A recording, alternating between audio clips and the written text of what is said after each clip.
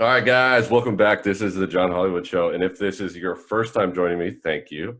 If you're back to listen again, thank you for joining. Today, I have a good friend of mine, Amanda Russell, with me. She is very inspirational, and she's got a pretty huge story that I can relate to, but it really hit me hard the first time I heard it. And I have her on for a number of reasons. She's a lifestyle coach. She's got her hands in so many different things. And I just want to say that I am very privileged to have her on today. And I'd like to introduce Amanda right now. What's up, guys? I'm Amanda. There's too many kind things. Thank you. And I actually just recently moved back to California. And I think John and I initially connected over the fact that we're both from California. Yes. He is Sacramento area, right? Where Yeah. my brother's a police officer in Sacramento. So that was probably about a year ago That's a now tough area. when we That is a connected, tough right? area. Yes. I think he's in South Sac too, which is like the not prettiest part of Sacramento. For sure. I But mean, all of Sacramento is pretty much a shithole, but we're not gonna dive into that one yet. topic for another day. I love you, Sacramento. Whoever's listening from out there. People are great. Oh People are yes, great. yes. My Uh, family's still there, so I love you guys. yeah, no. But yeah, in that time, I know we've had a lot of really cool interactions with each other, just getting to know each other like bits and pieces at a time. So when you asked me to come on, I was super excited. Heck yeah. And yeah. Hmm. So the story that I was mainly talking about that really connected me with you, because I mean, I went through a really ugly divorce, and Yeah. it was really ugly. And the fact that I heard your story over your Instagram stories, you're incredibly vulnerable, and it's really inspirational just seeing you be strong enough to open up to the thousands of people that follow you. And I'm sure Yeah. like all of the women and men that kind of reach out to you and are genuinely searching and trying to connect with that story is Yeah. it's got to be huge. Yeah. And I really wanted to make sure that you know you could connect that story with so many people and as many as people as Mhm. possible. So I know what initially brought you to Texas. So I was dating somebody that lived in Roanoke Park. So that's where Sonoma State University is. And he and I really hit it off. And I was like in a place where I would do anything for this man to love me. And he started talking about like moving to a big city. And I'm a small town girl. I mean, I'm from Brentwood, California, where they grow the corn for the state of California. Like Right. it's not very big. Yeah. And we made like a list of all of the large cities in America that he wanted to live in, and he asked me where I would live. And I was like, San Francisco, because it's like an hour away. Like, It's beautiful. I love the city of San Francisco. I mean, I love San Francisco, but I mean, we would have paid like $5,000 to live in a closet, and it at just least, right out of yeah. college just was not doable. And so he moved to Austin without me, and we kind of went our own ways a little bit and did our own thing. And I called him one day and I was like, I'm going to book a trip to visit you, because if I don't try it and if I don't go see it, I'll never know. And I'll just keep living here in resentment and not know. So no matter what anybody tells me, I always have to do what my heart says to do. So my heart was pulling me to Austin. And I visited in May, fell in love with it.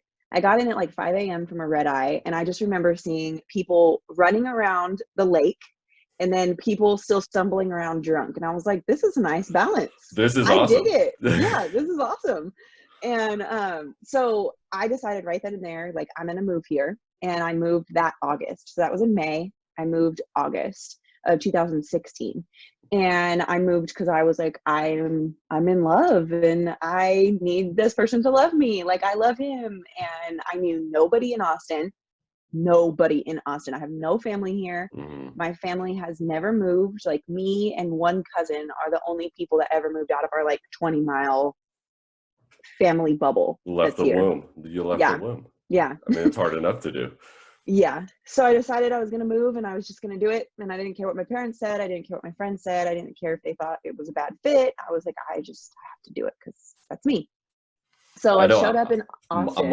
I was in a similar situation where like I moved out here with my ex-wife and her family was Yeah. out here. So it was one of those where I don't have any family here. I don't have any Mm, connections here other than like all I you know had. it looks better out here than it did in California, especially Yeah. Sacramento. I mean, Yeah. as much as you heard my love for Sacramento earlier. Yeah. So definitely agree with that. I could see, I mean, the connection here, like everything in Austin is amazing. Yeah. But It's hard to continue beat. on. It's very hard to beat. Yeah. So I moved. I packed up all my things and road tripped on over through beautiful West Texas, and populations of like 10 driving through West Texas. It's great. And I made it in Austin, and I just remember feeling so relieved when I got here, or there. I'm not there anymore. Hmm. But I just laid on the couch and I was like, oh, we made it. I can't wait for this like next chapter of my life. And I had no idea what was about to smack me in the face. And the next morning, I got on his laptop because my laptop and all my things were still in my car, Mm. and immediately started seeing all these messages pop up, like about him and other women, and like sexts that were coming through, and just Oh no. so many inappropriate things in the corner. And you know, on a laptop like a Mac, you see all the iMessages, Yeah. and I'm sitting here like, what? Like, I'm getting closer and closer to the screen. Like, what did that say? This And I can't had be to look. real. This can't be Yeah, real. this has got to be a joke. I'm being pranked right now. And I had to look. So I'm sitting there. It's like 7:30 in the morning. He's already left for work, and I'm like deep in the archives. And the entire time since May, he had been cheating on me and Oh, telling me he was going to sleep and he was going out, and he was, I mean, the messages I read, like I'm a respectable lady. I can't even repeat them. And yeah, and so I was just sitting there like wide-eyed, like, oh my God, what am I gonna do? Like, I sold all of my things and I moved to a place where I know him, and that is it. I have nowhere to go. I don't even know how I got to the apartment we're staying in. Like, oh my I have gosh. no bed. I moved with what fit in my car. I'm like, what do I do? My stuff is all still packed. I can drive home. Like, I'm just gonna drive home. I'll be home, in 3 I days. made a wrong turn. Yeah, I'm yeah. going back. Going back. At that point, I was like, the only thing I really lost was my job. Like, my parents would still let me move back in. I would be able to find another job, and I could just start fresh. And That's I absolutely really crazy. thought about it for a long time. Like, what do I do? And How long were you out? Like, how long were you still with him before you got your own place? Like, ugh, too fucking long. oh shit. Yeah, I moved to Austin without a job, and I thought it would be easy to find a job. And it's not easy to find a job in Austin because there are so many people moving there every day. I think Yeah. when I moved in From California. 2016, yeah, I'm from California. When I moved in 2016, it was like 180 people a day. I don't know what it is now. But it was like 180 people a day. So as I'm applying for jobs, I mean, they see all my California experience, my California school, my Bay Area phone number, and they looked at the Austin area codes first. And that's just how it went. They wanted to employ the locals. And so I had a really tough time. And I actually stayed, so that was in August, and I stayed there until December 9th. Whoa. Yo, it was so That's terrible. got to be a long 4 months, especially if it's more of the same. Or I know how relationships go where I'm with somebody and then we break up. We're still trying to, oh, we could work it out. Or we could do this. Yeah. Oh, we could do that. And no, that shit doesn't Yeah. Come work. cuddle. No. No. Yeah. So I was like, I had talked to him about what I seen, and he told me that none of that was true. And they were all just like joking. And I'm like, I'm not a fucking dumbass. I'm not a dumbass. I kept telling myself, like, you are not a dumbass. Do not believe this. And I was like going to coffee shops and meeting up with girls from Facebook that were looking for roommates. And I was on Craigslist, and they were looking for Craigslist. I mean, I don't know if you ever look for a roommate on Craigslist, but it says like No. 20 looking for a 23-year-old blonde with blue eyes, discounted rent in exchange for cleaning and lingerie. And I was like, great, this is what I'm working with. Like, What? how am I That's going to a make it thing? here? Hold on. That's a thing? That's a thing. That is a thing. I ran into probably 3 or 4 of those ads, and it scared me. So I finally found my roommate in December and broke up with him on what would have been our like cumulative 2-year anniversary, and moved my things out by like 10 a.m. that next morning. And I just remember like the feeling that I had when I drove out of there, and with my car full of things and my 2 friends that I made, their cars full of things, and like how empowered I felt driving away. And then it kind of hit me. I was like, oh fuck, now what am I gonna do? This shit's real. Yeah, this is happening. Like, oh my gosh. And all along, I hadn't really been too open with my mom or dad and like my friends and family back home, because I didn't want them to say, I told you so. I told you Were so. they I told you fighting with so. you against it prior to leaving? Oh, yeah. Big time. Like, your family's here. You've never Yeah. expressed wanting to leave before. You know, you could find somebody to love here. Why does it have to be him? You know, you guys go through so much, and that's not normal. A couple shouldn't do that. You shouldn't bicker all the time. And I just said, I'm going to figure this out for myself. And that was where it got me. Alone Figured it in an out. apartment at 7:30 a.m. looking at sexts from 12 other people. And Oh, that's so I was like, crazy. damn it, I can't tell them that I'm right, or that they were right. I can't tell them that. Like, I can't do Yeah. it. Yeah, it's a hard pill to swallow. Yeah.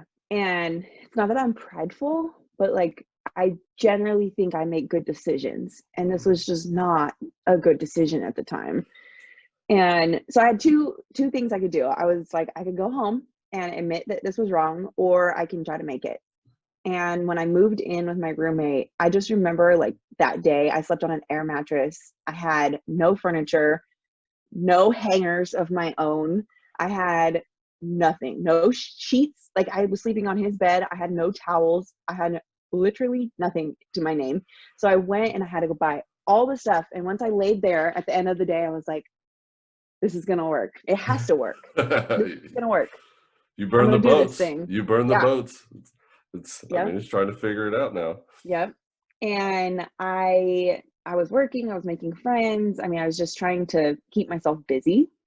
And that was how I got to Austin. Oh It my gosh. was just a wild journey of wrong decisions, but it paid off. We'll get to that. It paid off. So you think like after all of this happened and then you found your own place and like that the moment that you started your clean slate in the apartment was like the second where it's like, you know what? I'm gonna make it. Yeah. This is gonna completely work out. What were Yeah. like what kind of things were you going through within like that first few months of being, you know, completely foreign land? It's like I got no family here. I got 2 friends here. Hmm. I got some options, but it's still incredibly hard to work with what I have. Like what kind of stuff were you going through mentally and emotionally, just figuring Yeah. out the time after? Yeah. So many things. I think the biggest for me was that I felt unlovable. Like, if I was willing to move and do so much for this person and he couldn't love me and be faithful to me, then I am unlovable. And it was almost this like there's a song by Lee Brice. I don't know if you're a country music person, but it's called Hard to Love. Yes, I definitely And know that song. Yeah. I would just cry to that song in my car. I was like, I am hard to love, and it's my fault. And I kind of took the blame for all of this shit that happened in that relationship. Hmm. And there is plenty that I could take the blame for, but not all of it was mine to take. And I just felt like I was really bogged down by everything that I'd went through with him in that relationship. And that at the same time, it was almost like this exciting new chapter where I started to ask myself, what do I actually want? What do I actually want in a partner? Who do I want to be? What kind of things do I enjoy doing when I have a Saturday to my complete self? Because I don't have any family to keep me busy and I don't have anybody, like, no relationship. Who am I when all of this is stripped away? Like, who can I come out of this as? And I started digging That's a into, crazy thing to think yeah. about. Like when like so you were thinking about this other person for so long, and thinking Hmm. about making this Yep. drastic move for this other person for so long, and then you hit to that point where it's okay to think about yourself and be like to be selfish for Yeah. once, and like reevaluate the shit that you're going through and really put, hey, maybe I just want to stay home and watch a movie. Yep. And I'd never done that before because I am a people pleaser. I don't know if you've done the Enneagram. I'm a 2, I'm a helper. Like I am just all about what I can do for other people and how I can serve other people. And so when it came to it and I was alone, like, well, I have nobody to fix right now. I have nobody to yell at because, something didn't get done right. Like it's me. I need to fix me. It falls all back on it. Like you have to search for that like mental security again. Like Yep. it's the shit that I did with this person wasn't all my fault. Yep. All this stuff isn't my fault. Like it's, Mm-hmm. yes, there was a combination of things that we disagreed with, but this didn't, him cheating on me or me cheating Not on my fault. her, or her cheating on me, whatever, wasn't because of me. Yep. So Yep. it's like, And I thought that it was because I wasn't skinny enough. So I lost a bunch of weight. I was 130 pounds. I'm 5'2". It was just, I was very tiny. And I thought that it was me. I thought that it was my hair. I thought that it was me not getting ready. So I would start getting ready and wearing makeup. And I'm a very casual person. I am, I train every day. Like I don't need to get ready. Why do I need to get ready? And I just did all of these things because I thought I needed to be somebody that I wasn't. And when that was done and he was out of my life, I was like, I have the freedom to actually be who I want to be now and challenge the thoughts I had when I was growing up and the beliefs I had when I was growing up, because now I just get to pave my own way. And so what was a mistake turned into this like beautiful journey that I wound up being in Austin for 3 more years after that. it's crazy how like the second that the ball starts rolling and like you get comfortable, it's like, all right, it's Yeah. getting bigger now. It's getting much Yeah. bigger. I That's remember so, seeing him out on Rainy Street. For those listening, it's a street full of houses that are converted into bars, and it's really cool. But it's packed. So I remember seeing him out, and he looked at me like a deer in the headlights, and he was like, "You're still here?" Yes, motherfucker, I'm still here. You did not win. You are not gonna win. I am gonna make this happen. And it was just like this moment. I felt so damn proud of myself. I was like, hell that's yeah. right. He expected me to go home, and I did not go home.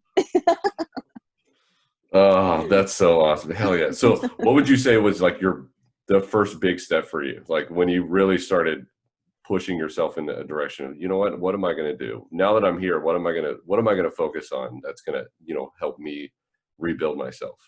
What was your first big step? Well, I think I took a really big step backwards a little bit at first. So I started going out and getting blacked out drunk and like waking up not knowing where I was, and went through this whole like party phase because I was never into that in college. And I was just like spending so much money, and I was hungover, and I wasn't working out Saturday morning, and I love the gym Saturday mornings and doing all these things that I didn't like to do to then please this new group of friends that I was presented with through my roommate. And I gained like 15 pounds, and I started talking about things that didn't matter, like no substance to my conversations. And I was like, whoa, okay. Yeah. I wanted to redefine myself, but this isn't who I want to be. Yeah, I know that very well. I went on a rampage. Like Yep. I was so locked down for so long that I just went rampage on Yep. whatever and whenever I could. And I was like, you know what? Fuck it. Like I got a Yep. little bit of freedom. I'm gonna go get some tattoos. I'm gonna go drink a shit ton. I'm gonna make all these really bad decisions that aren't gonna benefit me 5 years from now, other than the fact that I have debt still. So Yep. Yep. No, I did that too. I mean, spending money feels so good that I was spending and spending and spending and spending. And I came to Austin with a pretty large savings account. I was proud of it. It's like, yes, Amanda. yeah. And then I get there and I start blowing it all. And I was working at a social media marketing company downtown. And so I was making good money, but then we were going out to happy hour after work. We were buying $16 salads on our lunch break and beers during our breaks. And like, it just started adding up, and I was doing all these things to fit in, but still not doing what I wanted to do. And so that was my step back. And then I had this like eye-opening moment where I woke up, had to have my friend come pick me up, and I was throwing up on the side of the road with torchies in my lap. And I was like, Solid. this has to be the last time that I do this. Yes. And I need to get back to my, like, I need to ground myself and actually start doing the things that I want to do again. So that looked like choosing to meal prep, something so simple, but I was like, I need to stop spending so much money on food. And then that helped me lose the weight. And then I was like, Friday night at the bar sounds cool, but like, I really want to go to the gym. And I want to wake up in the morning and I want to go work out and I want to start my day and run my errands and be done and then go, to do sprints at the park with my friends or walk the lake. Like those are the things I enjoy doing. And so I think that it was me hitting rock bottom that made me like take that big step forward. That was so necessary. Like I really needed it because that 6 months was rough. Yeah. I mean, when you go through it in the time, like you feel like this is it. Like this is so cool. I love doing this. Yeah. I love going out. But then So you hit that, fun. you like plateau, and then you hit really hard. And then I love the fact that you brought up meal prepping because it's like a basic schedule, a really basic schedule that not only one helps you save money, but you're retraining your brain to do something on a regular basis that it's better for you. It's giving you less options, so you're more disciplined with what you're eating and what you're doing. And then down the road, if you want to incorporate something else that you could schedule in, which was ended up being the gym for you. Hey, I'm not going to go party on Friday, Saturday, and Sunday. I'm gonna go to the gym. Just Sunday. I'm gonna go Friday and Saturday to the gym. Sunday fun day. I mean, why not?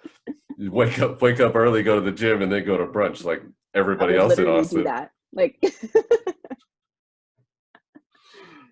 it was just kind of getting back to like, what are my basic needs? What do I need? And I need to make sure I'm sleeping because if I don't sleep, I get sick. I need to make sure I'm eating well because unfortunately, I'm not one of those people that can eat whatever they want and never gain weight. Like, I wish I was. It's definitely not me. The gummy bears they take a toll. I had gummy bears today. They were great, but I mean, it just came to a point where I just had to get real with myself. It's like, what, you're going down, down, down, down, down. You should be going up right now.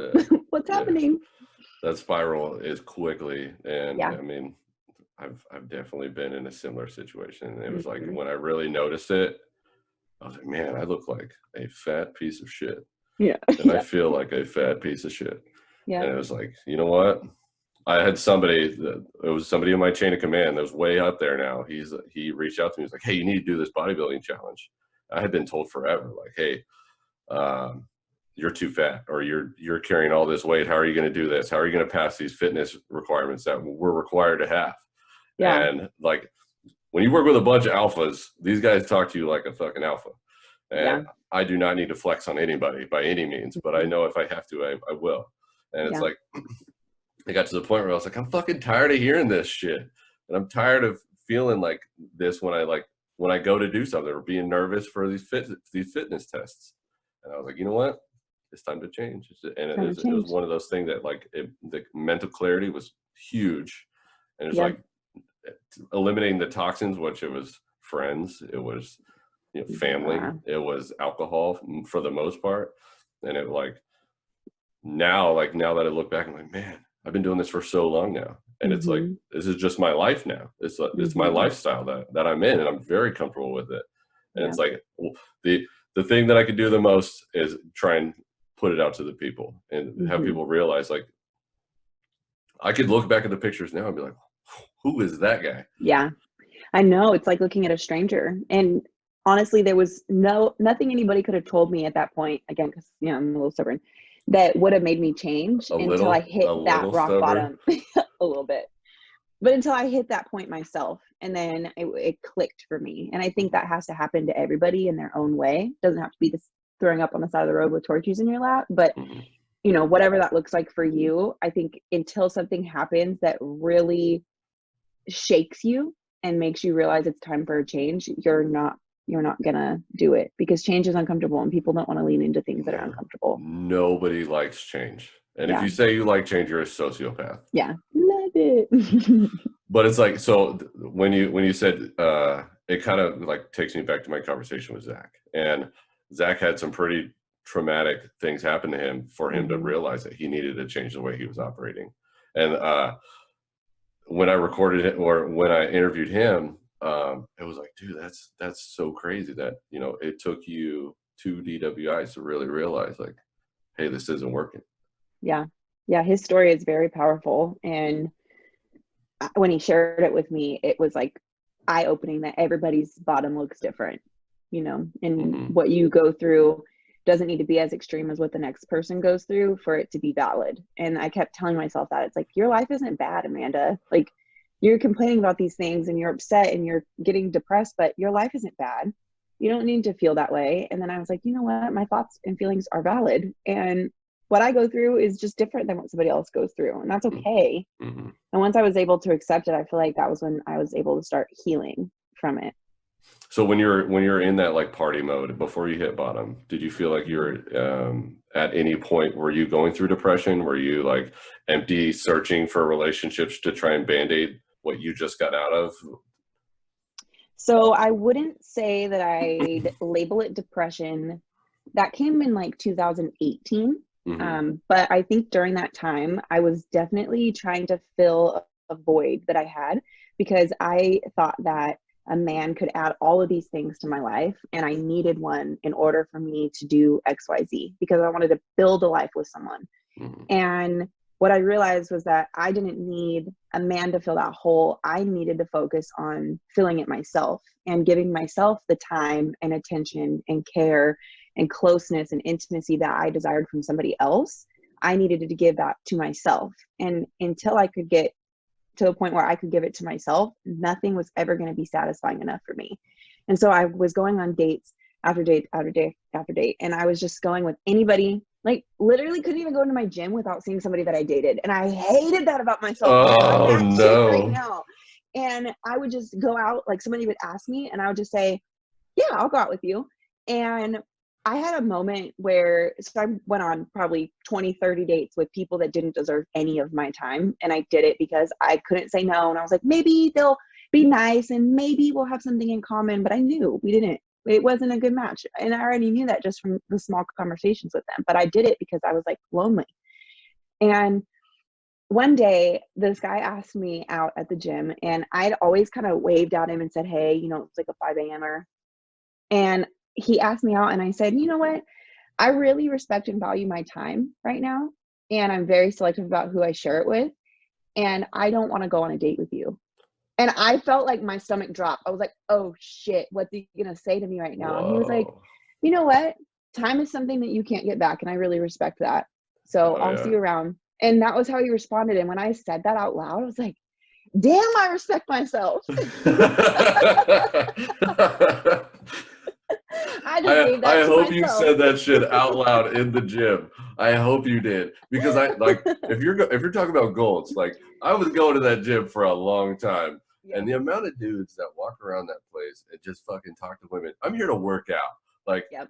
I got That time. was I what it got things was. to do. I'm in there an hour, hour and a half, almost 2 hours on a regular basis. I don't have enough time to fucking chit chat with people. Yeah. Like if you want to see me on the machines over there, I'll take my headphones off. But it's no, man. Yeah. No, I totally agree. And when I did that, I was like, man, that's how it feels when you start giving these things to yourself, like that empowered feeling. I was like, I wonder what else I can start giving to myself.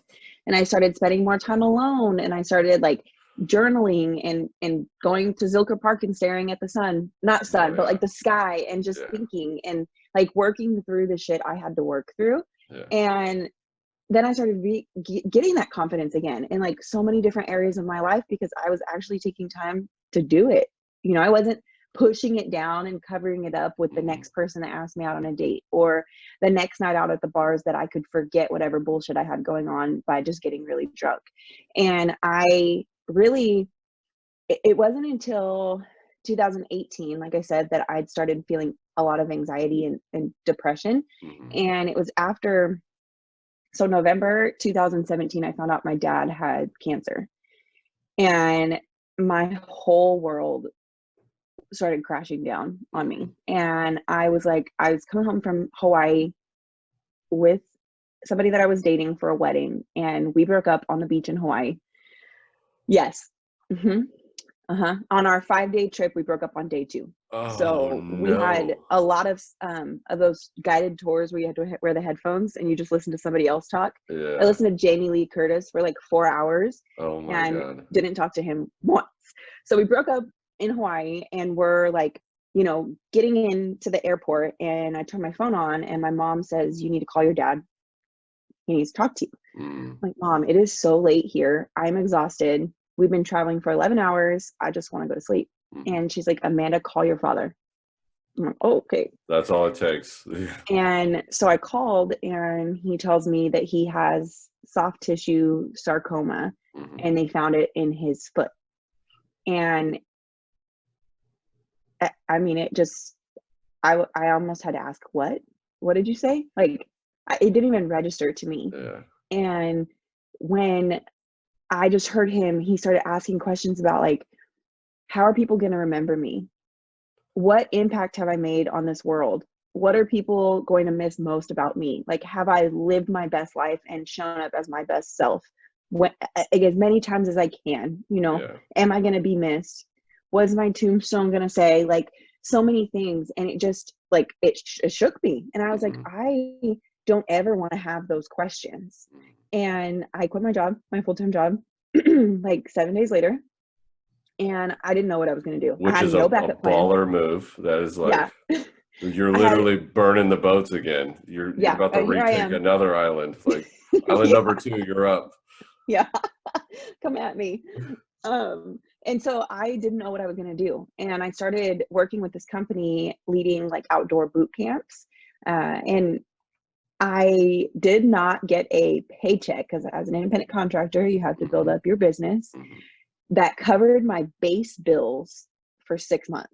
Fuck. So I'm busting my ass, and every day I'm thanking the people that show up because of them, I was able to do something that I was passionate about, and I Mhm. wasn't gonna have to ask, did I live my life on purpose? Did I do what made me happy? Because it was making me so happy, and I was leaving, like, getting home at night late with a full cup because I knew that I spent my day pouring into other people, Hell and yeah. it was really beautiful. But with the stress of not having the money, not being able to do normal things I did, like get my hair done, get my eyebrows done, get my nails done. Seems silly, but like those make me feel womanly because I don't wear makeup and like get ready every day because I'm a trainer and like, Yeah. I work Yeah. out and I Yeah. just kind of lounge around and I work like from I like how home. you said I work out. Like I work out.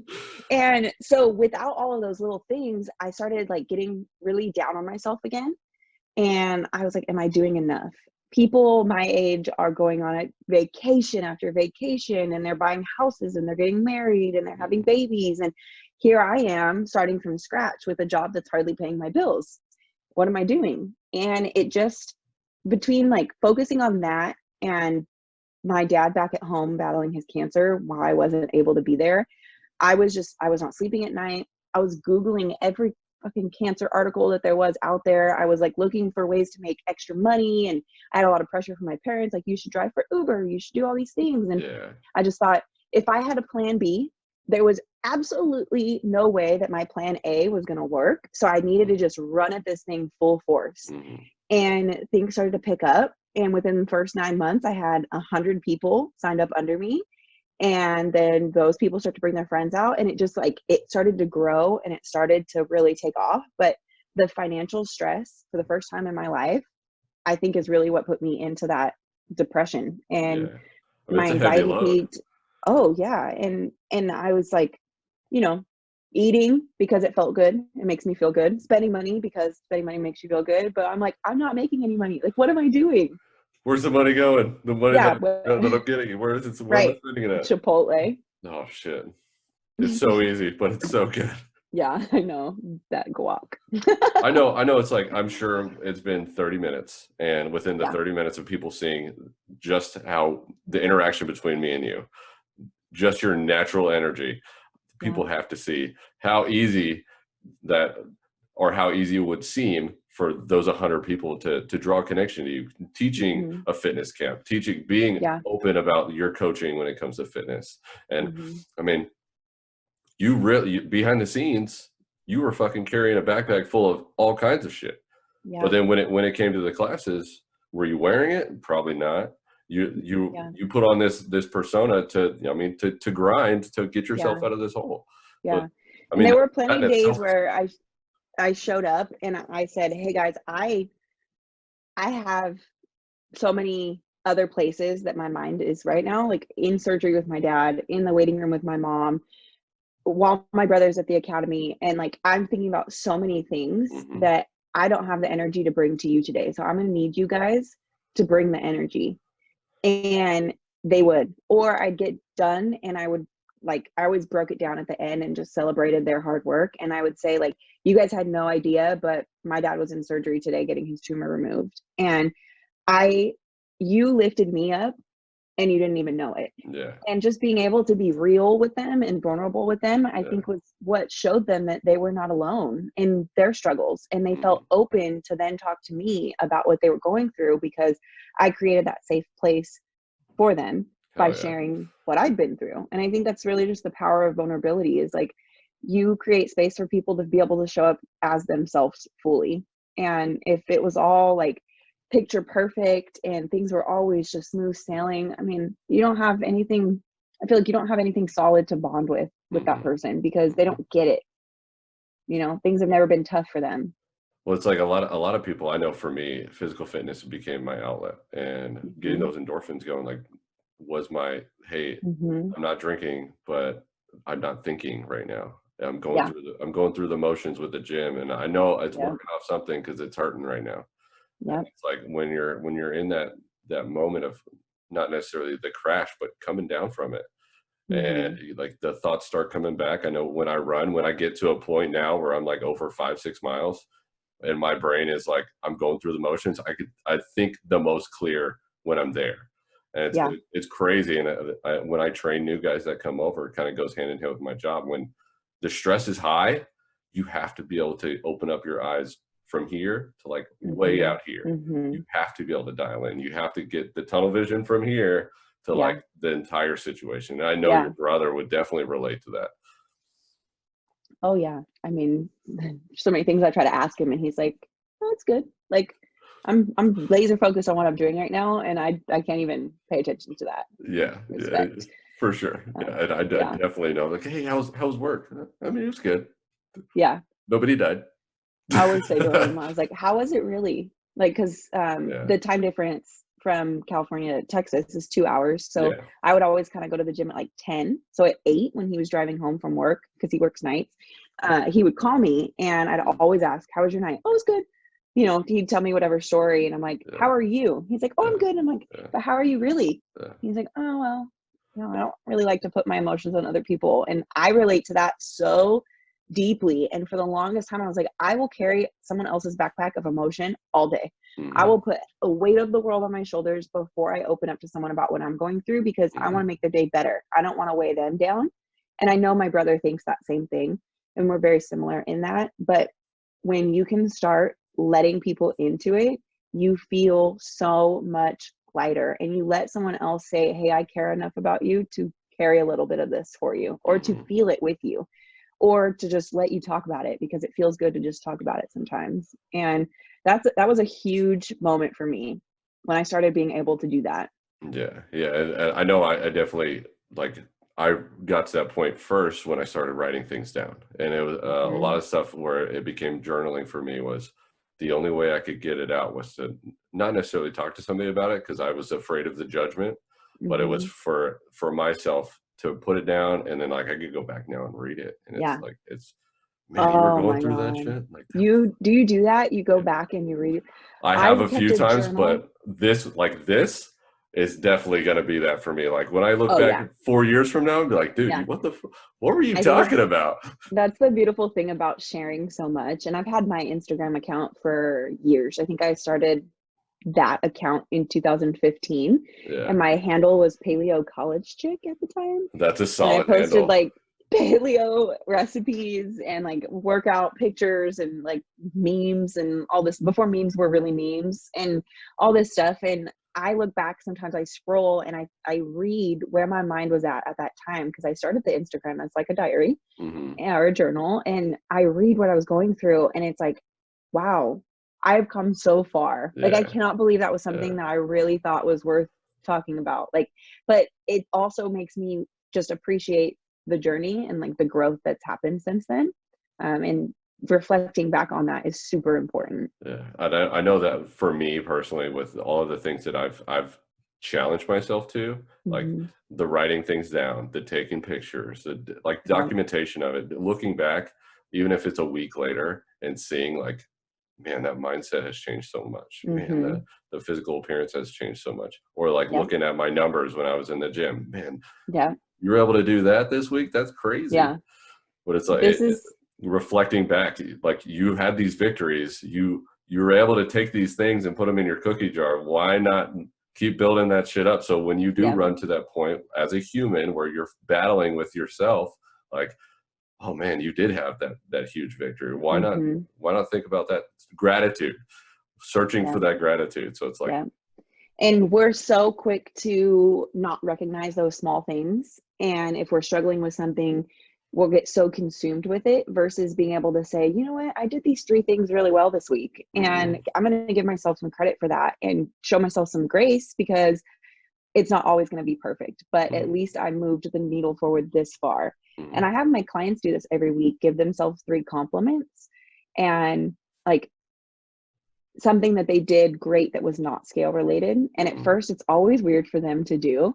And then they look back, 6, 7, 8 weeks down the road, and they look at their first 2 weeks and they say that they're like, oh my gosh, I am a totally different person. Look at my mindset shift. And I'm like, that right there There it is is. why we do this. So since you brought it up, let's talk about that a little bit more. Yeah. Your coaching. You said you had clients that you work with. Could you tell, Yes. first off, where would they figure out how to contact you to kind of work with you? Okay, so my main platform right now is Instagram, and my username on Instagram, handle Handle, is yeah, yeah, you got it. train train with Amanda, spelled out. And then I also have a Facebook community. It's called Balance Plus Thrive, like the plus sign. Hmm. And that's a free community there. So you can hop in there. I share a lot of great resources. But I quit my job with boot camp in February of this year. So after 2 full years, I made it work. I didn't quit because it was failing. I left because I was moving back to California. And in preparation for that, I started a online coaching business, and I Hmm. work with women all over the country. It's really freaking cool. Like I get people in New Jersey, people in Washington, people in Florida, and it's just amazing what social media can do.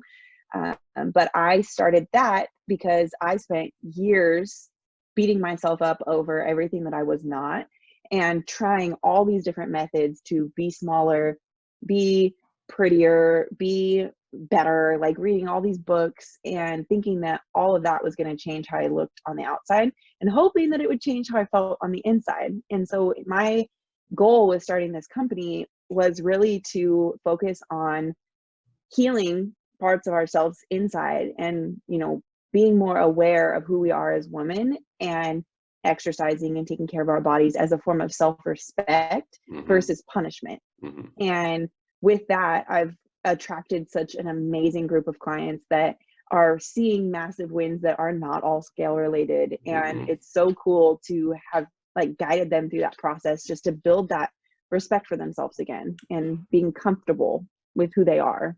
I mean, that's got to be huge for you too, like as a leader. Like you're not necessarily, you're at the top, but you're like in the front, so to speak. But like these Yeah. people are trusting so much in you to really Yeah. guide them down this path of self discovery, almost like Yeah. they're really redefining their life to better themselves, to really find that happiness with Hmm. themselves again, and like the things It's that you're kind of sharing with them. unreal. Yeah, yeah. It to me, like when I think about it, I get so excited and emotional because they are making changes in their life that they never thought were possible. And these women have had like years and years and years of bad habits, right? And Hmm. this is not just eating, it is not just Hmm. not working out. It is the way they talk to themselves, the way they pick themselves apart in the mirror, the way that Hmm. they allow people to just respect them in relationships, in friendships, and walk all over them and like just not have firm boundaries. And it takes years to build those. And so it takes years to break them down. It's not going to happen overnight. Mhm. And I really appreciate the safe space inside of my coaching for them to go through what they're going through. And I'm never one to be like, oh my God, you ate off of your diet. How could you fucking do that? I am so disappointed in you. But for me, it's like, wow, you went to a party and you only had one piece of pizza and you were able to stay conscious enough to then eat something else instead of eating 3, 4, 5, 6 pieces of pizza. That Yeah. is a huge win. Yeah. And just empowering them to do better in those small things that relate to the self-confidence and the discipline and the boundaries, and just, it's so cool that I get to do this. And I just kind of unreal sometimes. I mean, it's crazy. And it's one of those, like, I'm sure it took a lot of training for yourself to get to that point, to really Yeah. retrain the brain, to be able to be that leader Oh for yeah. those people that are in a similar situation to where you were before. And Yep. that's powerful by itself. Years. I mean, I think about the whole journey as like when I was in college to now. So 9 years, Hmm. and of just trying and failing and trying and failing. And then I decided I wanted to start trying it with other people. Once I thought I figured it all out and see if it worked. And turns out like we're not so different. The things that we face are not so different as Yes. women and men too, I'm sure. Uh, But everybody, there's a lot of battles out there yeah, on both sides of the line. It's like yeah, it's being able to really come to terms with the fact that, hey, you're going through some shit and there's some stuff you need to address. yeah, You don't have to address all of it now, but you have to really realize that it's there and take the actions, the baby steps to get past yep, it and not push yep. it down. And alone, people are less apt to do that because it's scary and you don't know Yeah. what's going to come up. And Yeah. this is something I always say in the beginning of the program, when people sign up with me, because it's a commitment. I Hmm. say, you just said to the universe, I deserve this. I'm going to commit to this and I'm going to level up. Hmm. And the universe goes, ha ha ha, let's see how bad you really want this. And they Yeah. throw shit at you Yeah. to distract you, to Yeah. derail you. They put people in your path that aren't going to support your goals. Yeah. And for you, you have to be strong enough to recognize that and not let it get like pull you out of the race, Hmm. but to push you forward and say, yes, I'm going to prove how bad I want this. And alone, you're not going to do that. But with Yeah. somebody else, you'll do that, and that's community is so big in Oh that. my gosh. I think that, so for you to go Yeah. away from that topic, because I could go on with that forever. Yeah. We're definitely going to have to do a second episode. What is your Yes. next big step for you? Because I know, like, what's the challenge that you're going through right now? What's one challenge away from that you're going through? Mm. So this has come up in the last couple of weeks, but I'm really passionate about like health and fitness. Hmm. But I think that my path is taking me more towards life coaching Hmm. and having somebody on my team to work on the health and fitness aspect of it, Hmm. because I love it. And I think it's so important for anybody, no matter who you are, to exercise and take care of yourself, again, as a form of self-respect, but it also helps you show up with more energy, healthier, live longer, all those things. Hmm. So I'm really passionate about the issues that I dig into with my clients. And that's much deeper than the health and fitness For piece. So I sure. Yeah. Yeah. know that I'm already doing so much of it. So my issue is just been more of figuring out when to pivot and how to pivot. And it gets me really excited because people approach me with questions all the time. And I Yeah. know that it's right. I feel it in my gut. It's just Yeah. a matter of doing it. Yeah. So over the next couple of months, that's where I'm heading. And I'm very excited about it. That's awesome. So round 3 of burning the boats. Yep. Round 3. I That's honestly, change is always uncomfortable, but yeah. I think that, um, like I have just always had this desire in me to do more and Mhm. to explore things. And there are some people who want to have like a trade job or, do what their parents did and they want to do it for 20, 30 years. Mhm. And I've always known that I was more of an entrepreneur and I Mhm. wanted to have multiple things and I wanted to have multiple revenue streams and I wanted to do so much more than that. Mhm. And so for me, it's just an exciting piece of what I know I want to do is kind of seeing how it can expand, and knowing that I don't have to be boxed into health and fitness.